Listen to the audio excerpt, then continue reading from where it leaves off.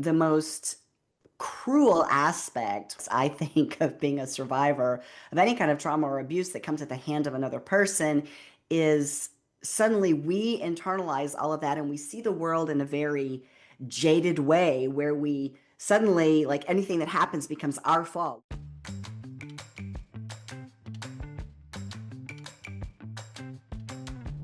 Hello, everybody. Welcome to Captivate the Mic with Elaine Williams. You are in for such a treat. My guest today is a super duper healer, author, podcast host that's now on a TV thing, Beth Jones. So excited to have you. Thank you for Hi. being here. Hi, Elaine. I'm delighted to be here. Thank you so much for having me. Yeah, it's my pleasure. I Good. have not, last year my father passed, so it was Yes. a crazy year of like dealing with that and the grief and the estate. And for a long time I kept doing interviews, but I wasn't editing or posting.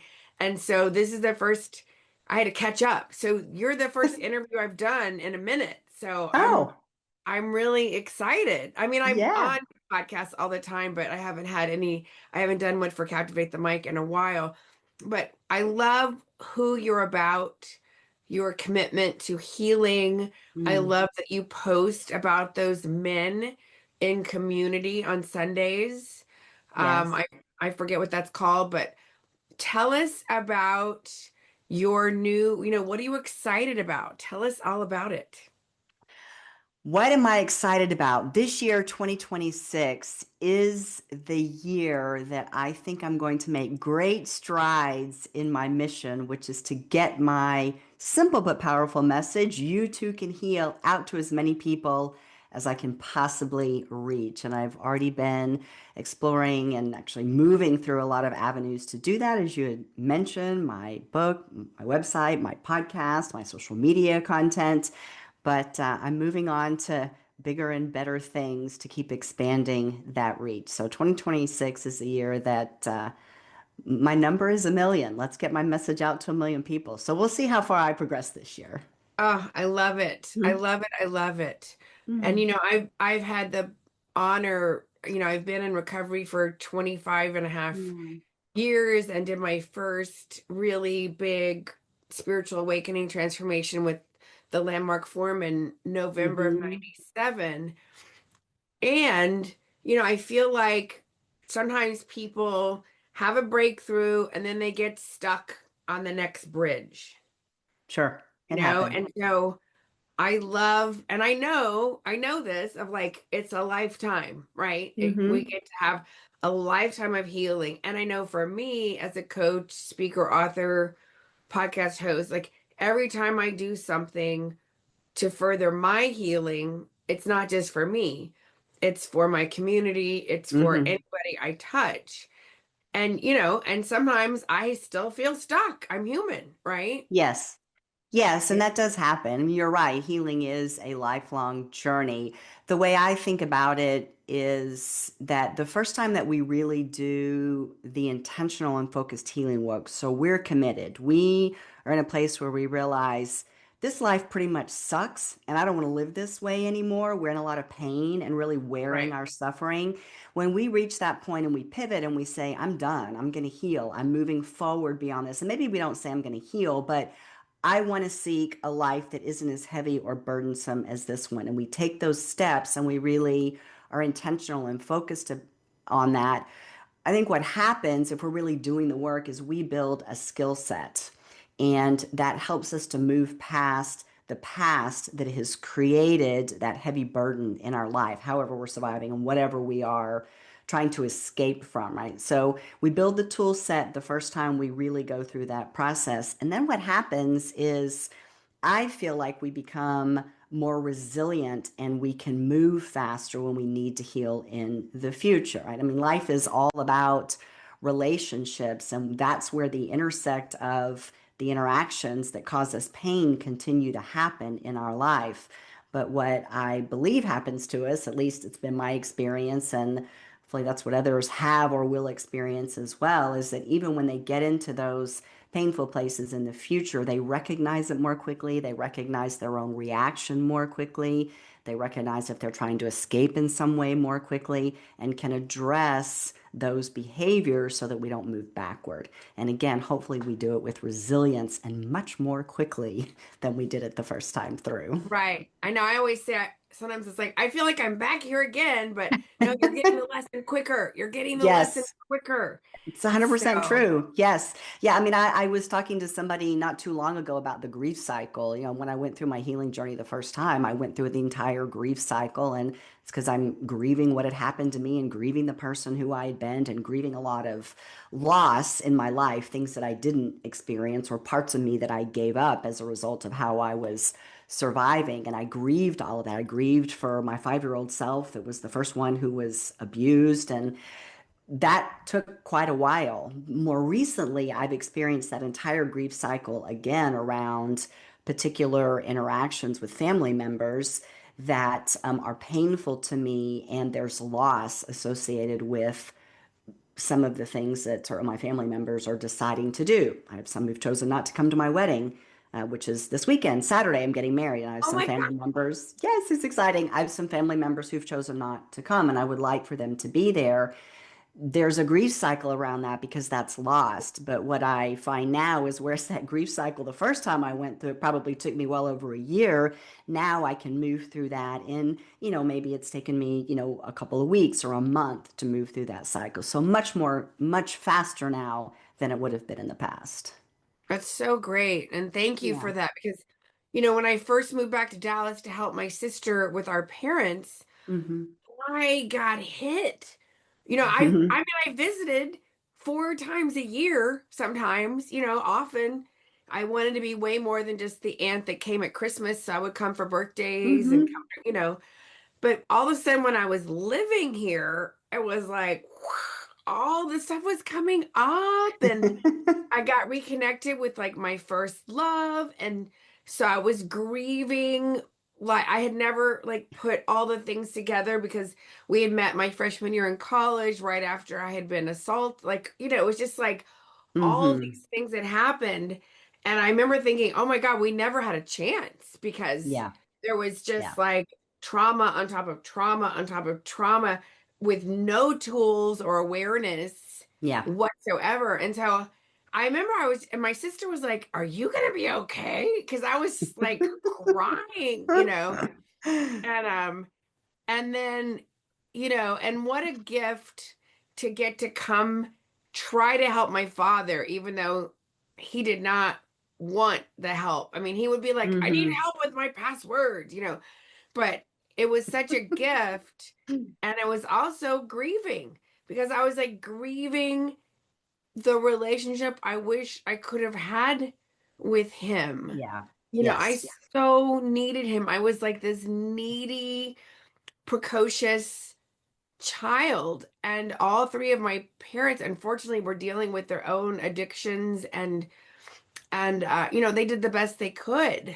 But for me, it was like the Bermuda Triangle. And so I think I'm still like learning, processing all of it too. Yeah. So Yeah, we yeah. absolutely are. Always processing that. That's true. And I think a lot of that too is because what we've experienced in our life happened to us. It's there, it's fact. And just because you heal from the effects of it and the way that it caused you to behave, or for me, the emotions that it caused to bind my heart, those heavy, lower level fear-based emotions really were like a just really suffocating my heart, and I didn't have the ability to emote properly and then to be able to be in joy and be in happiness. I just never could feel that way, and healing is about trying to shed that and move past that so we can thrive in our life. But when you heal, that doesn't mean that you are like cutting out those parts of you that happened, that the hard things, and you don't cut them out like they're just gone. They're just out. They're in your fiber. I mean, they're very much a part of who you are. And for you, what you do today is grounded in the beginning of that, right? In the way that you work with people, in the way that you help people to express themselves. That's grounded in your own experience of learning how to do that and becoming that person. It's the same for me with what I do today. So I don't want to lose it. You don't want to lose it, but we don't Right. want to live under the burden and the weight and the pain of it, right? And so I think because we're not trying to lose it and it can't go away because it's our DNA, it's who we are, we can still be triggered from time to time, right? There are things that happen that cause it to pop up. And I think, when you were first started talking about that, I was like, oh, Elaine, you were in your it's in your face phase, right? Like you've moved Uh, back to where you're living right in the middle of it and it's in your face every single day. And so you're dealing with that again, which is a similar experience I've been having, around my family and whether or not they're going to join me on the joyous, happiest day of my life. And it's very much back, and there are those more subtle triggers, maybe I'll call them reminders of what we've experienced in the past that is painful, right? And but yes. again, you're more healthy, I'm more healthy, and so I'm not living in that space of sort of drowning in the pain of it anymore. Oh, what a gift. And Yes. and I mean, hindsight's 2020, right? And I've been laughing because I'm dating again, Mm-hmm. in I'm so my proud of 50s. you. Oh my God. But I'm laughing because so many times things would happen with a guy and I would automatically make it mean negative things about myself. As we And do. and I just wish I could hug that little girl who was, 15 or 24 or 28 or, so many times I didn't, I was just triggered and trauma. Mm. I would make things mean negative things about myself. Yes. It had nothing to do with me. Nothing, Nothing. nothing, which is such a Nothing. powerful realization, right? When we get to that place, when we know that the way somebody else is behaving has absolutely nothing to do with us, it's their own trauma, what they're carrying that's unhealed that causes them to behave that way. And by the way, you can hug that person, that little girl. You You're just right. go like this, and I do it all the Right. time to mine. I have my 5-year-old, and I have an 8-year-old inner child, and my 17-year-old inner child that I hug all the time, just like this. Thank you. That's a good reminder. No, I remember Yes. I was dating this guy and he was so Italian and he was so like sexy to me in this Mm-hmm. really intense way. And we really did not have much in common at all. But God, I was trying to make it work and after just a few months we broke. It was just he was a narcissist. I didn't know what was happening. I didn't understand. I just knew I was battered and I'm so sensitive. And then fast forward like a year later, he calls me out of the blue and is like, "Hey, do you want to go to the Stones?" And he was talking about his current girlfriend. And I remember I was like, ding, like, oh my God, this is just the way this guy relates to women. Like the women he's dating, he discounts, he does this, and I Mm. remember it was so like, oh my God, this has nothing to do with me. Nothing. And it was so sort of enlightening and freeing and also humbling, and yeah. Whoa, It, that I mean that was like a 3-month relationship that took me 2 years to really get over. So I'm oh just sharing yeah. that in I think case we've all anybody been else there. is like feeling We've all stuck been there. or yeah, I Yeah. think yeah.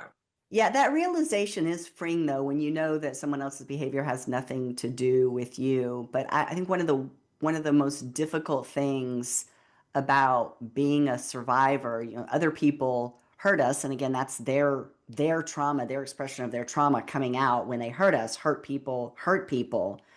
But the most cruel aspect, one of the most cruel aspects, I think, of being a survivor of any kind of trauma or abuse that comes at the hand of another person is suddenly we internalize all of that and we see the world in a very jaded way where we suddenly, like anything that happens becomes our fault. What did I do? Imposter syndrome, inner critic, all that stuff that we carry, addiction, everything that we isolation, abandonment, right? Self-abandonment. We put all that stuff on ourselves.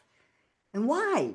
Just because somebody else hurt us, right? It's just so, to me, it's like, it's so it just doesn't make any sense to me at all. But that's what we all do, including me, right? You hurt me. It's your trauma that caused you to hurt me. I didn't ask for it. I didn't do anything to bring it on. And now I'm wearing it, right? And my whole Right. world is clouded by what you did to me, right? But when we realize that this is about them, not me, that's so part of that liberation of shedding all that, right? And letting it go and giving it back to them, including any kind of shame or guilt or blame that we have for ourselves that comes along with that, as if we invited that kind of behavior against us, right? Which none of us ever do, but that Right. all of that just we just got to take it off, right? But it's I just think it's a very cruel reality of what we experience as survivors, right? Wearing what somebody else did to us when it was never ours to begin with. Yeah, I mean, I think that's been really a fascinating part of my healing journey is realizing how much stuff I inherited Mm-hmm. from family, but also from society and culture. And, Mm-hmm. I read, I used to speak on college campuses and I would Yeah. talk about really heavy topics like eating disorders, body image, how not to get assaulted, how to party safely. And I would always try to do extra so that my time there was, so I would be under contract for one talk and then I would also often do extras. Mm-hmm. And I remember I did like one for the students in the morning, one for the teachers, and then another one at nighttime. And it was standing room only. I Mm. wish I recorded that one, but Yeah. it was so fun. I was just like channeling and I was being funny and oh my God.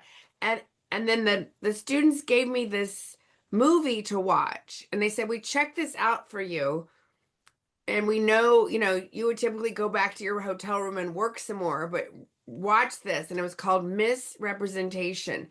And it was all about the way women were portrayed in the media. Now, this is, it's been dated, Yeah. but I remember I just wept Mm. for like 3 days because things made sense to me. Yeah. Growing up in Dallas, in Texas in the 80s, I felt this tremendous pressure to have, I know I have big hair today, but like really big hair and fake boobs Mm-hmm.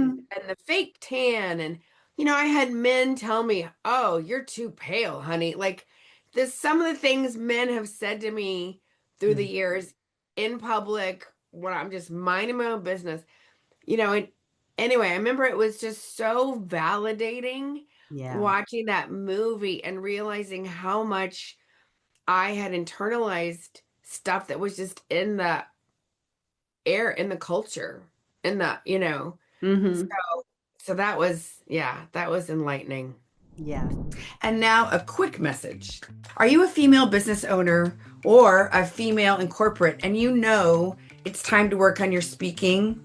It's time to work on your executive presence. It's time. You are meant for more. My name's Elaine, and I've helped hundreds of people just like you get more comfortable, more confident, and become a truly charismatic speaker. So that whenever you stand up to speak, whether it's in front of 5 people or 5,000, people lean in anticipation. When you are a charismatic speaker, you have an unfair advantage, and people can't even put their fingers on it. So if this resonates with you, if you're ready for more, you're meant for more, click the button below. Let's schedule a call. I'd love to chat with you and find out what you're up to, what you're committed to, what you're excited about, and see if there's a way we could possibly partner or work together. And now, back to the show. So, Beth, tell us. You're about to get married, okay? Yes, I am. Yay! It's so exciting. Yes, it is very exciting. And tell us about. So, is your show on TV? Like, if people are hearing and they're like, "I know I need some healing," what do they do? What's one thing they do? The show is called Let's Heal with Beth Jones because that's what I'm all about is healing. And we do talk a lot. It's entirely dedicated to the healing journey. The best way to connect into the show is really to go through my website, which is empoweredsurvivors.com. And under the resources page, you can go through a link to podcast where you can get directly to it on YouTube or Spotify or Apple Podcasts. And of course, you can navigate to it directly on those platforms if you're already there. But if you want to watch it on TV, which I think is super fun, there is a page there that is a TV page.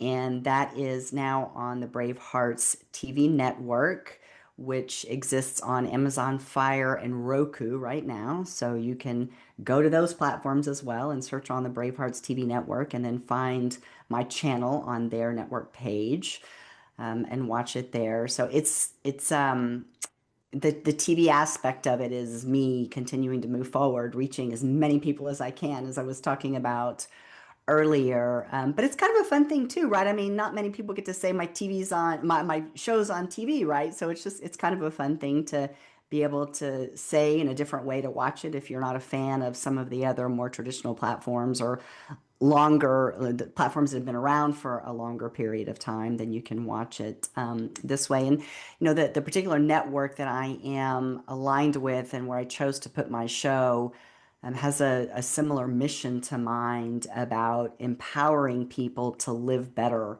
lives, right? And that's, my company is called Empowered Survivors, and that's named that after my book, which is called Becoming an Empowered Survivor, which is about my journey to get to this place myself.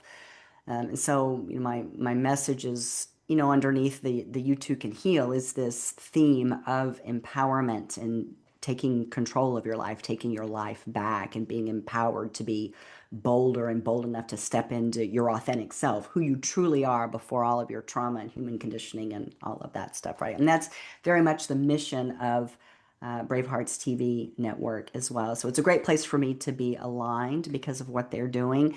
The other thing that really resonated with me when I chose to align with them is that they're a heart-centered platform. And in fact, the Bravehearts TV is named after the organization, the Bravehearts organization that's about cancer research for kids. And so a lot of the like financial exchange when I'm paying for the services that they provide to me is actually made on a donation basis to the Bravehearts organization, where I'm putting myself onto that platform, but putting myself onto that platform is going to do good in the world for kids who are dealing with cancer. So it's a very it's a well aligned platform for me to be associated with. So I feel very happy about that. It makes my heart very happy. That's so cool. I Yeah. love, yeah, I had a guest, Peter Samuelson, who's doing all kinds of, he has 7 different charities, and one of them is for kids with terminal illness. Mm-hmm. And I kept crying. Like I was like, it was not my best interview because I was just like so like in awe of this Yeah. man who's dedicated his life to, making a difference for others. And Yeah. so that's Amazing. amazing, Beth. And do you coach people? Do you work with people one on one, or do you have programs? I do. I work with people one on one in a mentoring capacity. So I'm known as the healing mentor. And the distinction there is, coaching is really goals based. Um, I don't know what your experience is on your healing journey, but mine was never goals based. It never has been and never will be, right? I guess, for me, the goal maybe is to not be in survival mode anymore, right? Maybe that's the long-term broad goal that I have. Maybe I don't know, maybe you do too, but I don't think about my healing journey and keeping myself healthy from like emotionally and mentally healthy from the perspective of goals, which is what coaching aligns to. Mentoring is much more about sharing our lived experiences about how we handled a situation or moved through something. And that's what I Yep. do. So I share my experience about my healing journey, how I healed, and it's in three main parts. So for me, the word heal is an acronym that means to hope, evolve, and love. And that's how I work with people in a mentoring capacity. So we work on building and fostering hope as the fuel to keep us moving on our journey, particularly when it gets difficult, because as you know, it does. Healing sucks sometimes, right? It's really painful and really hard, Uh, right? So we have to build and foster that hope. And then I work with people on evolving as a human being. And that has two parts to it. So we have the part of picking all the tools that resonate with you, what you like to do in terms of the healing tools, therapy, books, being outside, somatic movement, Reiki, spiritual, whatever it is. several of them that you will use on a regular basis, whatever resonates with you, and then Okay. use those tools to then help us to go through the core of healing, which is self excavation, self discovery, really digging deep, deep inside of us to figure out who am I and why? What happened to me? Why am I behaving the way that I'm behaving? And how am I going to shift that? How am I going to take all those masks that I wear now because I'm trying to protect myself or escape what I've been through? Taking all of that off is through a process of self discovery, looking at ourselves and looking at the parts of our behavior and our survival that we just don't need anymore because we get to be our authentic self. And then that part then connects to love because there's a bridge between that evolution, that self discovery, and moving into the capacity to really be able to show up in love in any kind of a relationship that we would have. And that is self love. And so, of course, that self discovery work is giving way to self love because I now see myself for the beautiful human being who I am. And I've probably forgiven myself, or I've let go of the things that I've done in the past that I'm not proud of, that I've truly done that I'm not proud of, that hold me back from self love. And once we get to that place where we are feeling and recognizing, experiencing self love, that's what begins to open us up for greater love in all of our relationships that we have with people who are significant in our life. And that is my experience and my healing journey. And that's what I share with people about how healing works based on my experience. And that's what I mentor people on, is getting through that process. So yes, one-on-one, but I also do that through group programs. So I will do that through a mastermind that I offer from time to time. And then I have some retreats that I'm working on, which are actually immersive retreats to allow people to experience different types of healing modalities, the tools that they might want to bring on to their toolbox and their repertoire that helps them on their healing journey. I love it. I Yeah, love it. So cool. yes, some That's good so stuff. exciting. Yes, it is very exciting. Yes. And then, of course, I'm working on the speaking platform as well. So that is one of my other goals is, having myself in front of whatever audience will take me or wants to hear from me, to actually do some speaking, whether that's in a 20-minute speech or a 4-hour workshop, whatever it may be. Right. All of that is available as well. Yeah. I love it. I love it. Hmm. It makes me think about, when I moved to New York and I just knew I wanted to pursue my theatrical dreams. I had worked all the time in Texas, but I wanted New York, right? And then people kept saying, "You're funny, you're funny," and I was like, "No, I'm not. I'm supposed to be the next Meryl Streep." And but the universe, it just kept coming. And so Hmm. then I take this comedy class, and I don't know how to be funny on demand. It's very different than Neil Simon or improv. And so the night of the class, I'm just like, okay, let me just get through this stupid class so I can say I tried it, because I would go into class and it was like crickets. And so when I get to the dysfunctional family material and the place went crazy, I remember I had this like, oh my God, my life made sense. All this Yes. crazy shit happened to me for a Yes. reason. Like, Yes. Now you understand why. oh my God, Yes. it was so, it just like clicked, you know? It was such a Yes. gift. It was such a gift. Yes. Well, I mean, in your design, God made you to be funny, right? And you are very funny. That's how God designed you, right? But I think first of all, we get buried in our survival and our escape. We don't really look at ourselves and understand who we truly are, right? And then we have a different perceived idea of what we may want to be because self says, well, I want to go be an actress like Meryl Streep. I want to be the next Meryl Streep, right? When God's saying, Right. oh, no, you're a comedian. And not only are you a comedian, but I'm going to put you through these experiences that make you relatable. So through your comedy, you can help other people based on what you've been through. Your comedy is going to convey your experiences, and other people are going to see themselves in you in a way that is lighthearted and disarming. God made you that way perfectly, right? But it's so hard for us to see that when we're in our suffering. Well, and it's so funny how, I was attached to this idea of, an ingenue, and it was like, honey, you're not.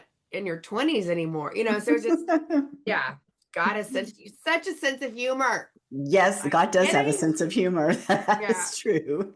Yeah. Yeah, Well, for Beth, sure. thank you so much for sharing Yeah. a bit of your journey and your work and, Mm. right before your wedding. I mean, I know that's it. amazing. Yeah, well, you remember that love part that I was telling you about just a moment ago. I had to work really hard on this relationship to be able to be in the place where I have finally found the person where I've got it right. I've found the person that God has intended for me rather than the people that God was teaching me through, letting me have some painful experiences with, right, to create my own relatability. So this is I mean, Eddie is a gift and my reward. We are each other's reward, gift from God for job well done for both of us in the healing work that we've done. So it's a very, Oh, very joyous time. that Yeah. is so exciting. It gives me Yes. hope. It gives Yes, me hope. yes, of course. There's lots of hope, Elaine. There is. Oh, well, thank you, Yes, Beth Jones. I'm my going to pleasure. have all your links and stuff in the show notes if people want to go find you and talk about healing and all the different things and just come learn from you. And we celebrate your love. Thank you so much for taking the time on this busy, busy Yeah, week. And my pleasure. yeah, thank you Yeah. so much, Beth. Yeah, Okay. happy to have been here. Thank you so much. Bye, Yes. everybody. Bye.